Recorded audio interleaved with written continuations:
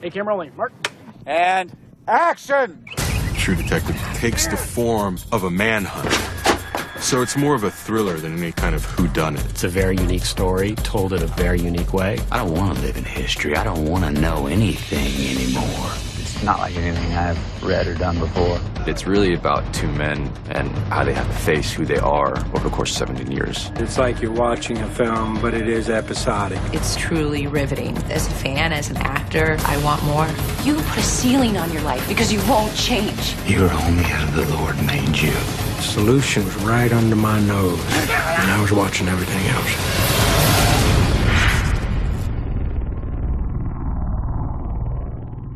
It was January the 3rd, 1995. I'd been on the job about 3 months till then. The story begins in 1995 when Martin Hart and Rustin Cole, who were partners in state CID, catch the body of Dora Lang, which Vermilion Sheriff's Department has called them in to take. You ever see something like this? No, sir. During the course of the show, we kind of try to figure out who it was that killed Dora Lang, and it's a lot more complicated than expected. It's really the story of what happens in these two men's lives when they come together to solve this murder. Our introduction to the series is our two guys in 2012 being interviewed about this murder. So you want to talk the whole case through or just the end? Whole story from your end, you don't mind. You know, like he said, files got ruined. Hurricane Rita. What he didn't say is that this is about something else.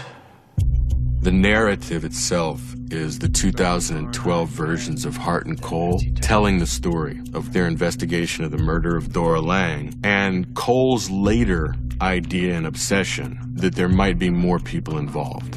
When we start looking down this road and start putting together the pieces of the puzzle, a lot of the things that we find, they aren't adding up. His record, his reports, his stories, they don't add up. We come in to look at this case to see if we can get to the bottom of why it hadn't been solved correctly and see if we can find the actual serial murderer. If this case has been reopened and he didn't get the guy, that's the main thing. He wants to know what they know so I can get back on the case and solve it myself. Yeah, let me see what you got. Well, let's hear your story first. See how it fit with what we got. You're done, boss.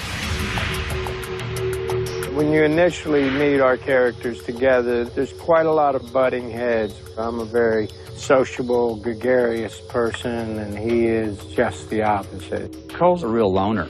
He's never seeking a relationship early on with Martin Hart. He's not even a guy who wants to have a conversation in the car. Bring him in, Marty. Let's get a good look at him. While they're very different on the page, I really believe they're both tortured, and I think that's what draws them to each other. I think that's what keeps them together for 17 years. I said, your life's in this man's hands, right? Of course you should meet the family.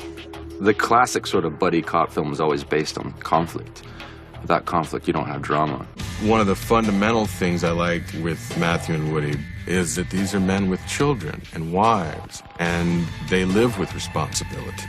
Watching Matthew and Woody work together, they certainly bring out the best in each other. It's fun to watch them interact because they have a friendship outside of this friendship that they're portraying. Matthew is a really good buddy of mine for a long time, so it's great to get to hang out with him on a daily basis. Tom, I think you hit a ceiling and you just keep raising the bar. You are like the Michael Jordan of being a son of a bitch. Writing these actual scripts was very, very difficult. It was 550 pages total, written in about 3 months. I was really gripped by the writing. I thought it was just as good as it gets. I wrote the last 6 scripts after they had been cast and rewrote the first 2 to more fit into their voices. You ever been hunting, Marty? Yeah, 10-point buck year before last. I'm not talking about sitting in a treehouse waiting to ambush a buck come to sniff your gash bait. I'm talking about tracking. Jesus, you're a prick. Every time I read what came out of Rustin Cole's mouth, it turned me on. Everything that bangs to it. I keep things separate, like the way I can have just one beer without needing 20.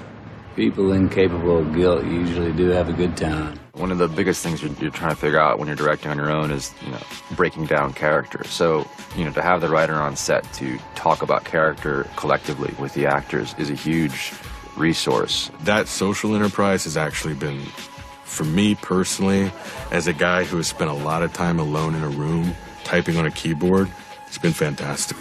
Okay, everyone else should move back past Video Village. Let's do our last looks. Let's get ready to shoot. When your story is on the scale that we're telling this one on, then the world that it's set in becomes another character.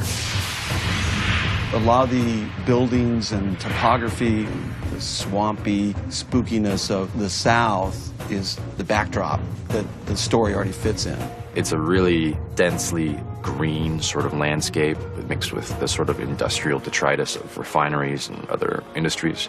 And that's all kind of part of the texture of our story. And I want to make sure we got all that. Landscape is an important part of the story we're telling. And he's shot this amazing footage of South Louisiana that really nobody's ever seen before. Nick is from these parts. He's from Louisiana, and we're here. We're shooting it here. It's really rooted in place, and I think that really makes it feel very real. It's not New Orleans. It's not, it's not Bourbon Street. We're definitely in the sticks. If you listen on this roll, we've got frogs and cicadas in the background. They're part of our ambiance.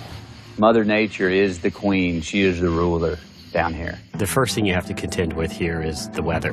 When you're out on location and the weather comes in, it can be daunting. The sky turns black and literally it can rain so hard you can't see 20 feet in front of you, which makes it difficult to not only shoot, but also to move equipment and manpower and get people out of the way of the weather. Mainly the mud, because we're dealing with so much rain. And when you're hauling equipment in and out of places, even to get, 300 meters that way with a bunch of carts that tear up the ground that's supposed to look pristine because it's supposed to be untouched, makes it hard. After you contend with the weather, you have the critters. Oh, yeah. Oh, yeah. We regularly employ wranglers that precede the cast and crew through the bush and catch anything that might be dangerous, such as cottonmouths, other poisonous snakes. We had several adventures with wildlife. We pulled a 6-foot alligator out from where we were building. Our greensman did that. Granted, we built the set in the bayou, so it was his set before it was ours, but a 6-foot alligator will definitely get your attention. Something I've never done in my career is we had birds of prey on set. We had an owl and a hawk, purely to keep the mockingbirds at bay so we could film, because they're very noisy. 2 cameras. A mark. And the B mark. We're shooting on 35mm film, so I think there's going to be a texture to it that's just going to bleed onto the screen. We have reached the point where film's probably dead, but I wanted one last romance with film before forced to shoot digital forever. And every time you change a mag and stuff, you're like, I asked for this. I asked to shoot film. But I wouldn't have had it any other way. I say stay 35. Let's keep a little more claustrophobic. Then I'll come up. As an art director, and as all of us in the art department, we start pretty early on with the director and the writer, and we work with them to come up with the kind of physical concepts of what the show is going to look like. Each set is its own sort of thing, so some we're looking for a location that exists and figure out how to modify that to tell the story that we need. We were trying to find the perfect location for a remote burned church, and the spillway provided this amazing empty canvas where you have a lot of natural beauty, but it's also surrounded by refineries. So we put some roads in, and then we built a church from the ground up that actually looked like it had suffered from a serious fire. Place is trashed.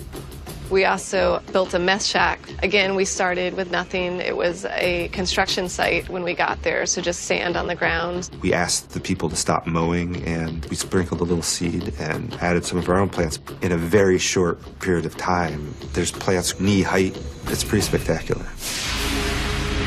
Part of the procedural nature is there's a lot of investigations of old case files.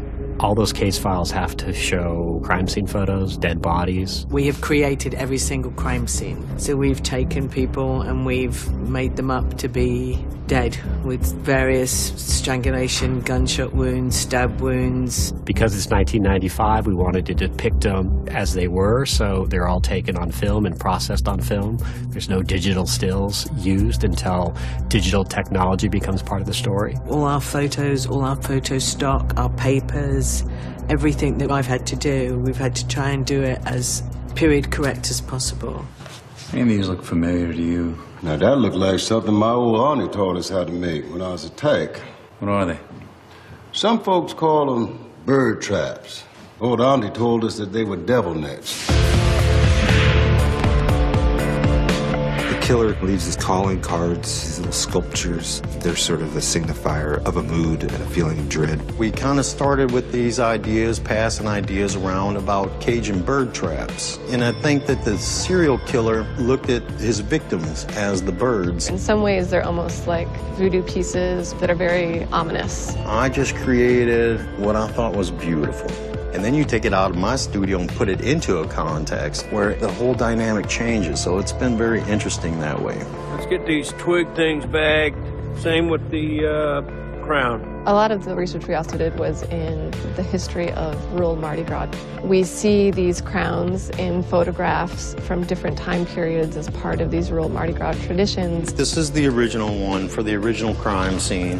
This is what we find Dora with. I started dangling roots off the side, so the roots would be kind of in her hair. The stuff was pretty amazing in terms of what it looked like. It's just creepy, you know. I've never seen that kind of stuff before.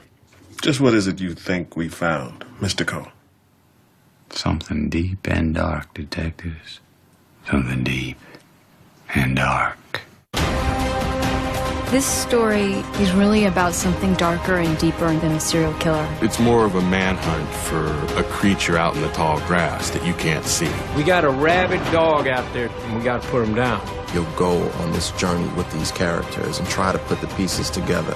This is going to happen again, or it's happened before. You will meet some extraordinary characters. You get to care about them, but you also get to be surprised about who they become. The excitement of it is really going to come through.